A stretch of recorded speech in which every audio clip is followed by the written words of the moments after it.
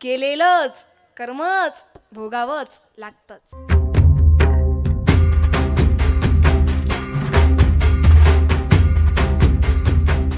गेली 10-15 दिवस दीपावलीचा कालखंड.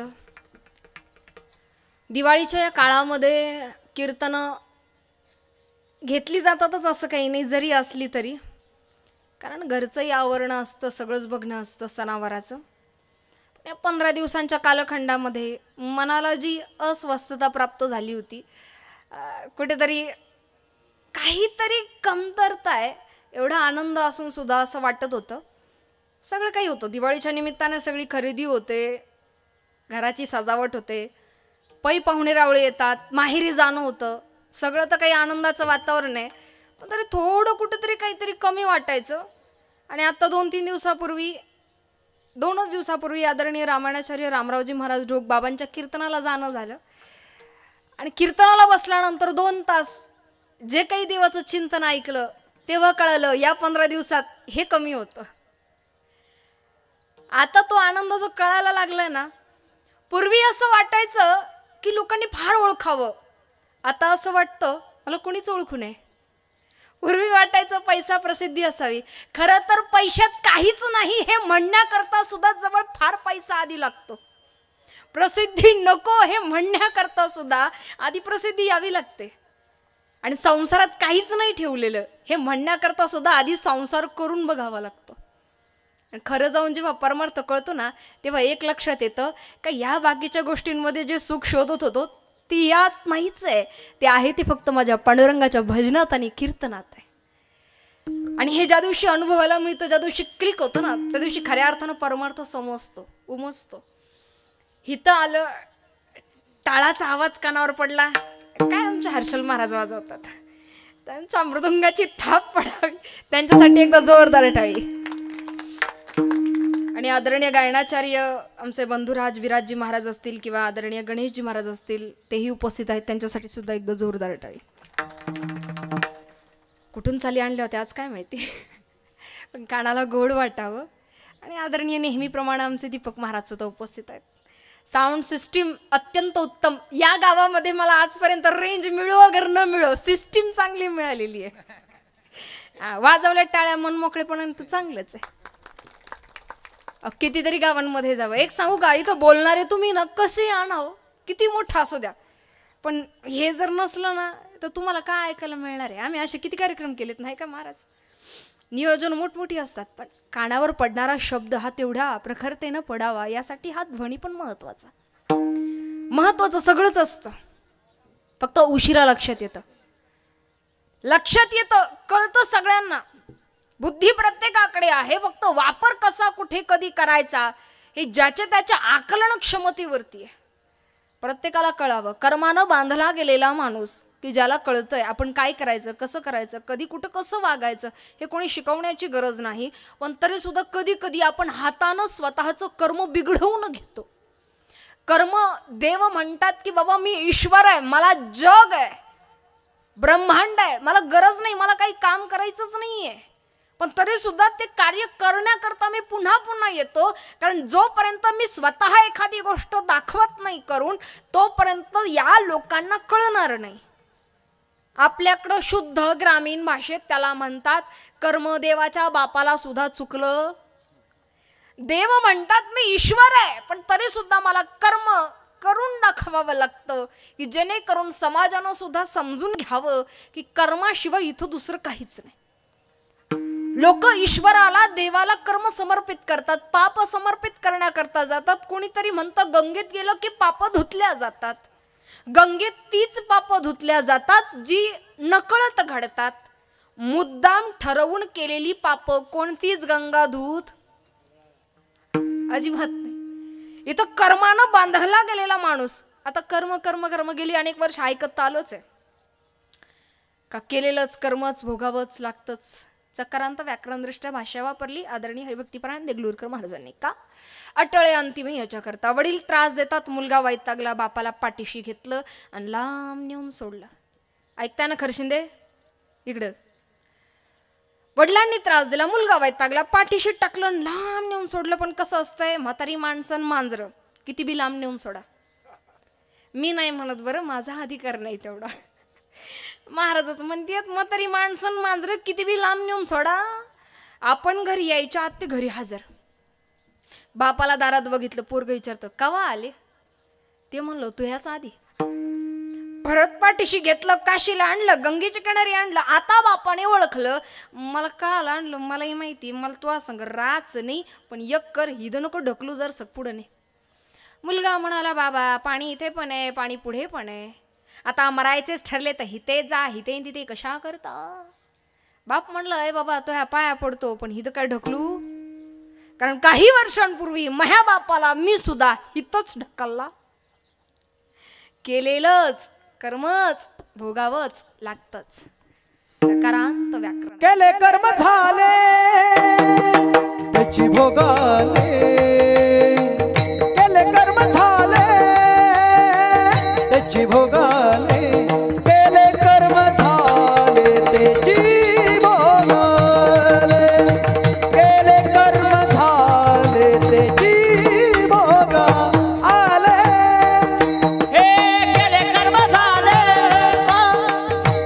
भोगाले केले कर्म झाले त्याची भोगाले, हो केले कर्म झाले त्याची भोगाले, केले कर्म झाले त्याची भोगाले. हे केले कर्म झाले त्याची भोगाले, उपजले मेले ऐसे उपजले मेले ऐसे कीती, उपजले मेले ऐसे कीती, हे उपजले मेले ऐसे कीती.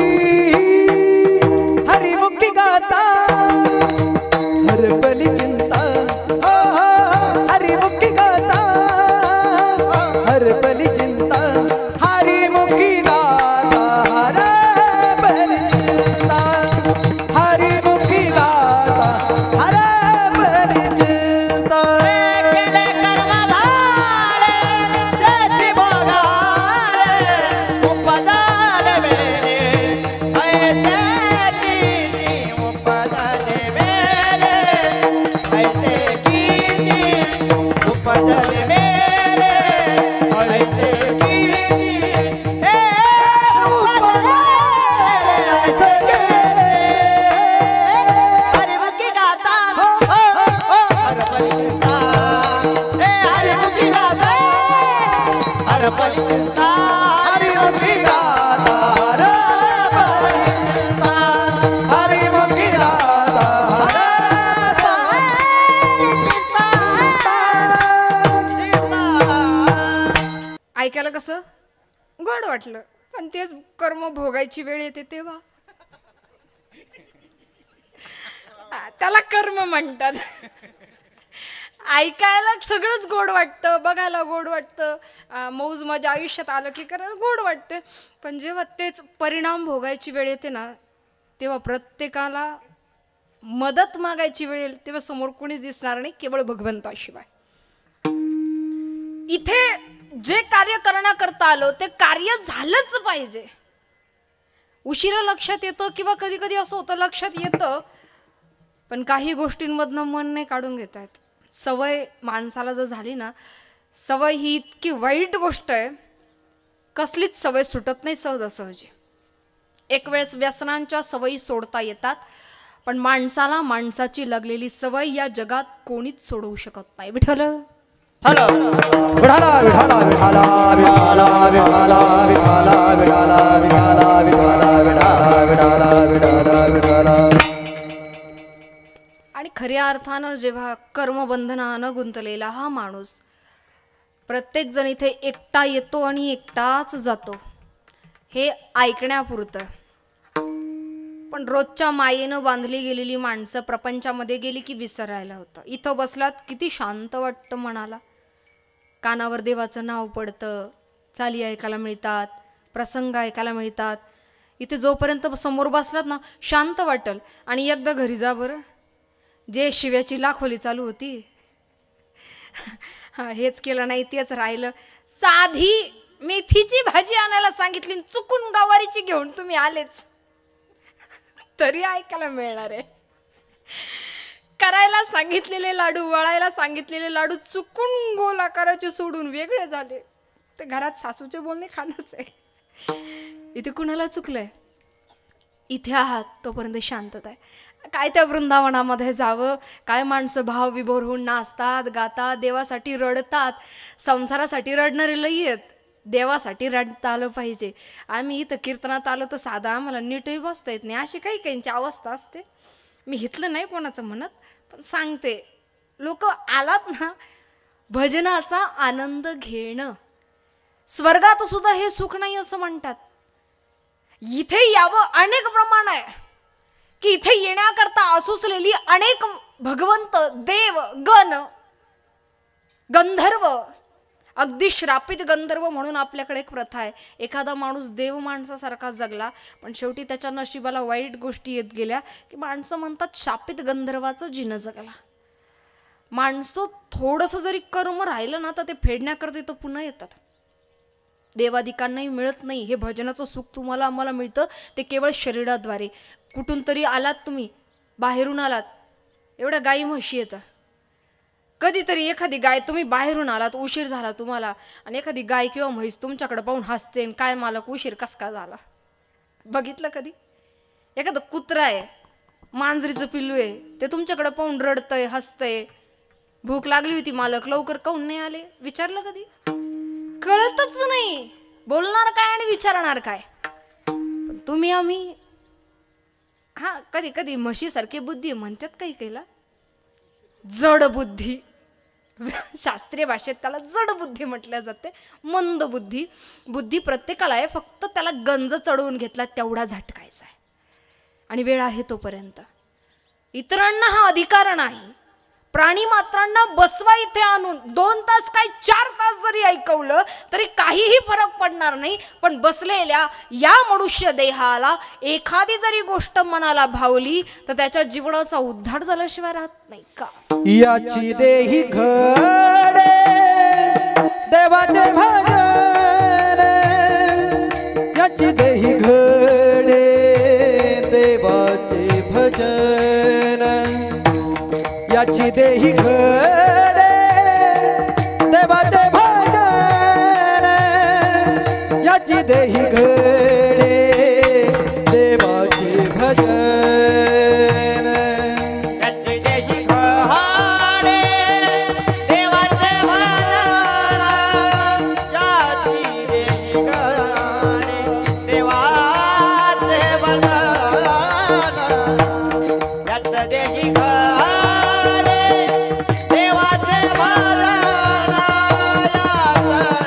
देही घडे देवाचे भजन,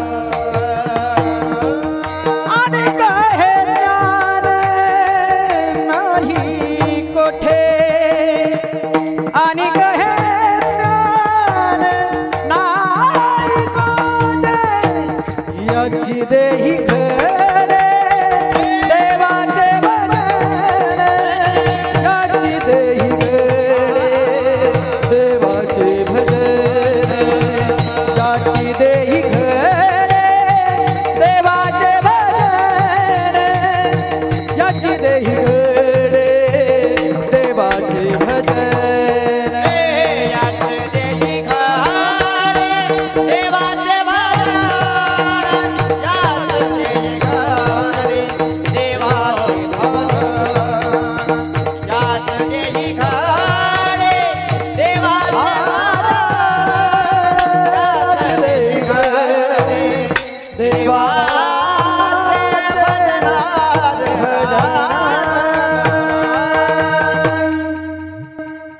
याची देही घडे देवाचे भजन, याच देहाला, इतरांना नाही. ज्याला कळतच नाही त्याला सांगायचं तरी काय. आता सध्या सगळं इकडं राजकारणाचं वातावरण आहे. आलाच एखादा साहेब गावात, आता ज्याला कळतंय त्यानं वावरात यावं, विचारपूस करावी तर ठीक आहे. राजकारणातलं आपल्याला कळतं, फक्त करता नाही येत. आणि हिथं काय किती काय याची कल्पना नाही. आपलं मोघम सांगायचं दृष्टांता करता. आलाच एखादा राजकारणी साहेब गावात, आल्यानंतर ज्याला त्यातलं ज्ञान आहे त्यानं शेतीतलं बोलावं तर ठीक, पण तो आला वावरात, शेतकऱ्याला विचारू लागला शेत काच आहे. आता तो स्वतः बटाट्याच्या शेतीत उभा आहे, हा त्याला विचारतो बटाटे कुठे? कमरा एवढा पाला झाला, बटाटे कुठे? आता ज्याला बटाटे मातीत आहे हे कळत नाही, तो काय माती सांगणार आहे? ज्याला कळतंय तसं बघायला गेलं नरदी हा सारखं वाईट दुसरं काहीच नाही. एक वेळ जनावरं परवडले, जनावरं जर कधी मेले ना तर कातड्याच्या सुद्धा जोड्या केल्या जातात. कातडी किती ठिकाणी वापरली जाते, काय कमी उपयोग नाही जनावराचा. जिवंत असलं तर गाय दूध देईल. प्रत्येक जीवाचा काही ना काहीतरी विशिष्ट गुणधर्म आहे, त्यानुसार ते आपल्याला प्राप्ती करून देतील. अक्षरशः अगदी मलमूत्र सुद्धा प्राण्यांचे वापरात येतात. डुकरासारखा नीच योनीतला प्राणी जरी म्हटला सुकर, तर त्याचं सुद्धा अगदी रक्त काढल्यानंतर आपल्याकडे ते गुडघे बरे करण्याकरता वापरलं जातं ना, अशा प्राण्याचा सुद्धा वापर आहे. पण आपलं काय कामाला येतंय? हे जरा वेळात गेलं नाही तो वास सुटायला लागतो. घरचेच विचारतात कधी बाहेर काढायचंय. पाहुण्याला एखादा यायला उशीर झाला तर म्हणतात न्यायचं कधी, उचलायचं कधी, वास मारायला लागले. आता याचा वापर काय आहे? केलंच दान तर ठीक, नाही केलं तर तसेच नेऊन जाळीत येत ना. शरीराचा घाणवास सुटायला लागतो, कुठलाच अवयव कामाला येत नाही. साध्या जनावरांची विष्ठा गाईच्या शेणानं सारवतो आपण, तिला माता म्हणतो. आपलं काय ह्याच्यापेक्षा वेगळं आता काय बोलायचं? आपण चांगल्या पदार्थाचा सुद्धा नाश करीतोय. किती चांगलं खायला द्या, नाका खालच्या गटारीत टाकलं की त्याची गटरच होणार आहे. ह्याच्यापेक्षा वाईट काय आहे? पण आपल्याकडे फक्त एकच साधन असं आहे, जसं काहीही शेतीतलं न कळणाऱ्या राजकारणी साहेबाला फक्त पद आहे म्हणून मान आहे, तसं आपल्याला काहीही प्राप्ती नसली, काहीही समज नसली तरी आपल्याकडे एक मान आहे जो देवादिकांनाही नाही. अभंगाचं पहिलं चरण. आई हलोके ताहते हो, इह लोके ताहते हो, इह लोके ताहते हो, इह लोके ताहते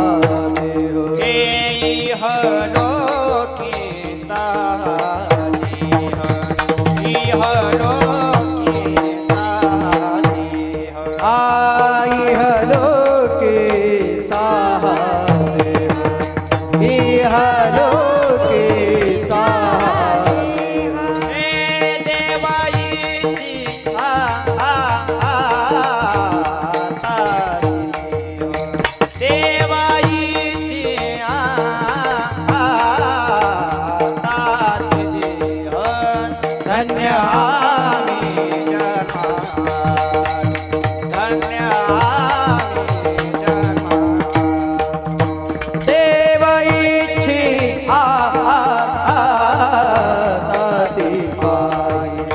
देव इच्छिता